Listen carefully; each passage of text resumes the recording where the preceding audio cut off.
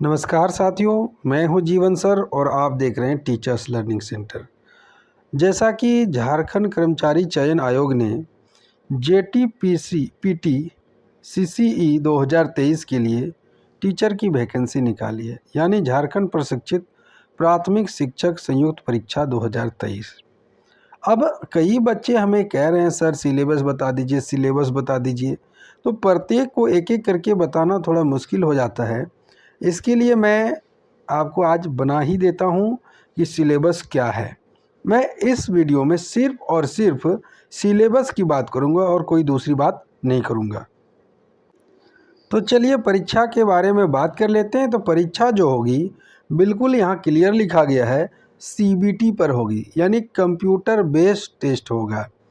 इसमें आपको नॉर्मलाइजेशन किया जा सकता है और नॉर्मलाइजेशन तभी किया जाएगा जब अलग अलग दिन एग्ज़ाम होंगे। अगर एक ही दिन एग्ज़ाम हुए तो नॉर्मलाइजेशन नहीं होगा। ठीक है। परीक्षा का स्वरूप जो है हमारा एक ही परीक्षा होगी, वो मुख्य परीक्षा, इसमें पीटी नहीं होगी। जितने भी प्रश्न होंगे सभी के सभी वस्तुनिष्ठ एवं बहुविकल्पीय उत्तर के होंगे। कहने का अर्थ है एमसीक्यू होगा और गलत के लिए नेगेटिव मार्किंग नहीं है। तो आपने क्या देखा? आपने ये समझा कि नेगेटिव जो मार्किंग है वो नहीं है, नेगेटिव मार्किंग नहीं है। इसके बाद एक परीक्षा होगी। क्या होगी? एक परीक्षा होगी।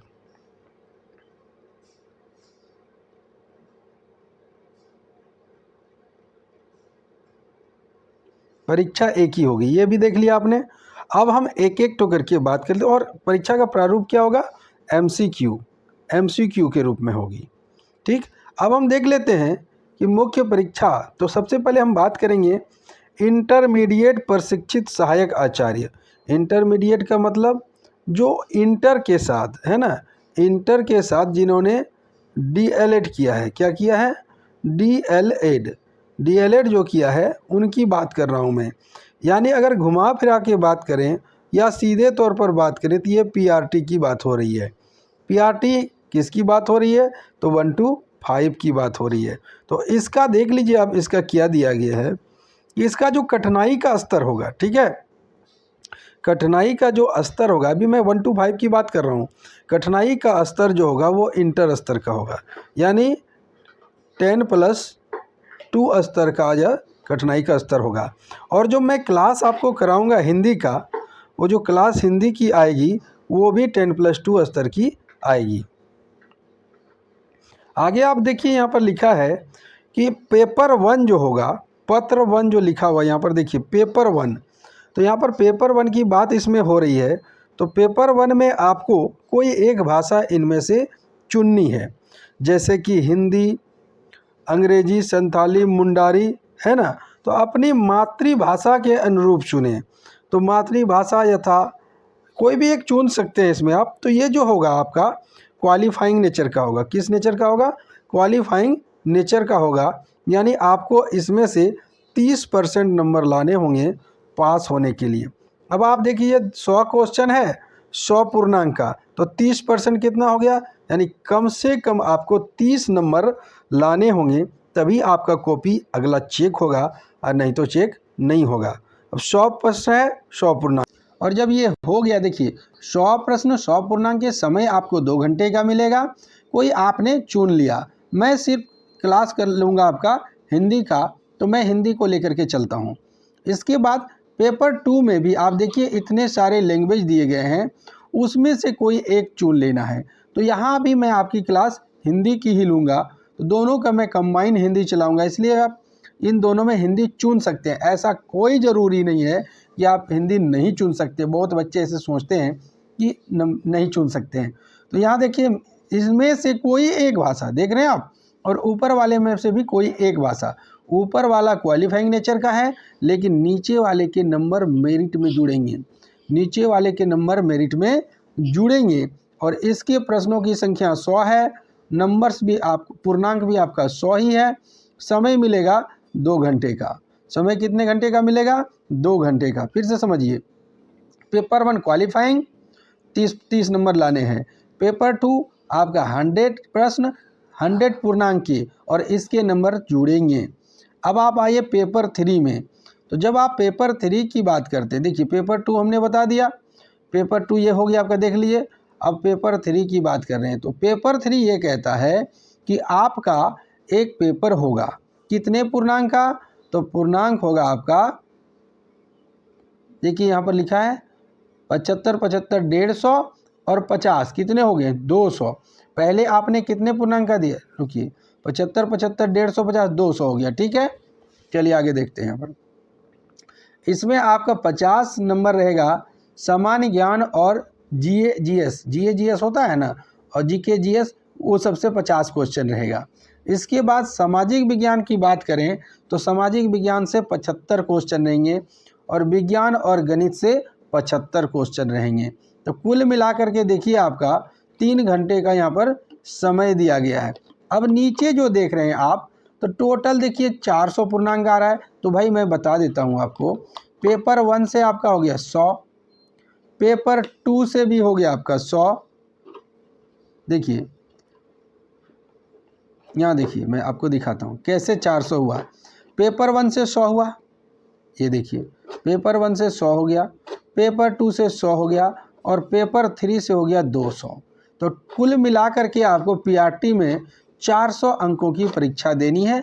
उसमें 300 नंबर का 300 जो है वो मेरिट में जुटेगा और 100 मेरिट में नहीं जुटेगा।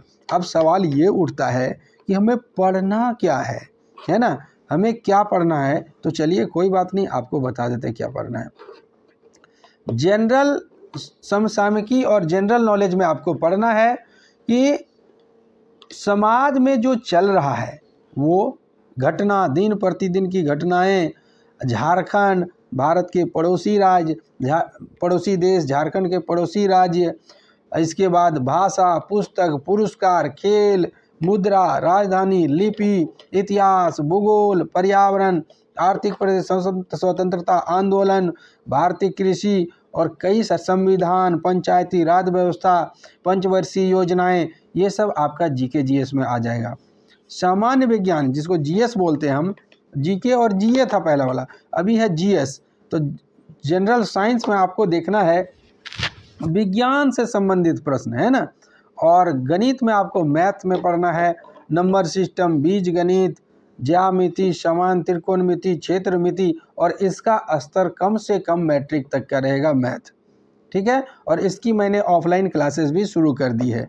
अब मानसिक क्षमता में अब आप देखिए कि मानसिक क्षमता में क्या रहेगा।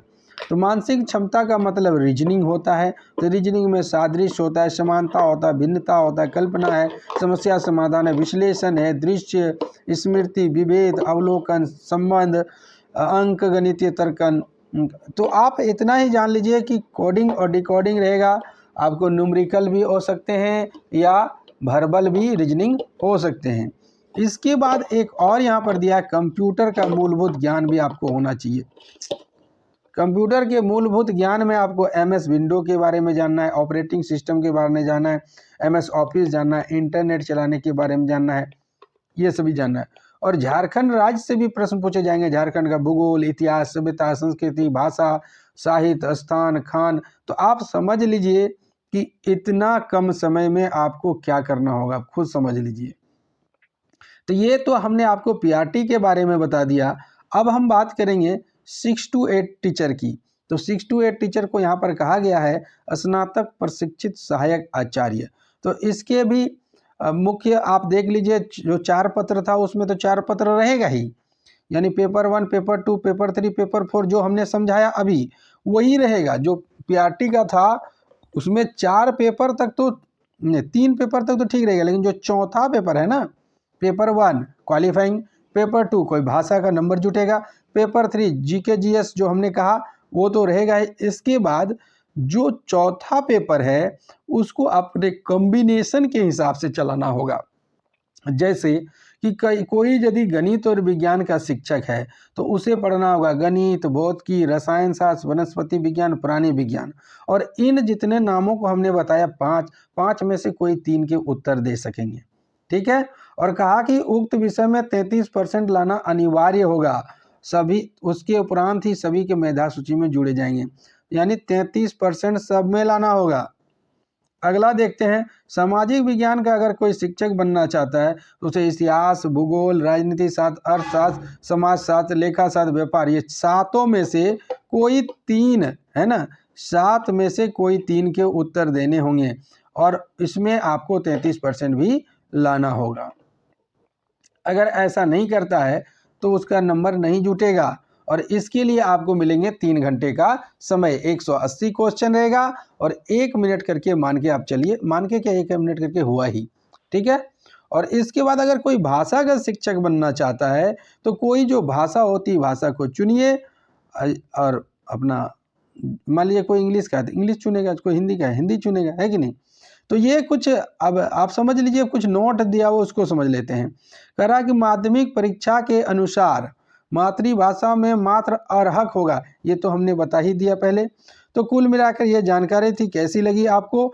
उससे जाते जाते मैं एक और जानकारी देता हूँ कि जो जनरल हैं और EWS है उन्हें 40% पास होने के लिए कर रखा गया है, तभी मेगा सूची में शामिल होगा। ST SC और महिला के लिए 32%, BC1 EBC जिसको हम लोग 1 बोलते हैं उसके लिए 34% और BC2 के लिए 36.5% और आदिम जनजाति के लिए 30%। जानकारी अच्छी लगी हो ज़्यादा से ज़्यादा शेयर कीजिए। लोग परेशान हो रहे हैं, पूछ पूछ के मैं परेशान हो जाता हूँ बताते बताते, तो क्यों ना मैंने सोचा कि एक वीडियो बना दूँ ताकि सबके लिए लाभकारी हो। इसी तरह जानकारी के चैनल को सब्सक्राइब कर लें और जल्द ही आपको क्लासेस मिलने शुरू हो जाएंगे। और पहले भी मैंने क्लासेस डाले हुए हैं भारतीय राष्ट्रीय आंदोलन पर, उसे ज़रूर देखें।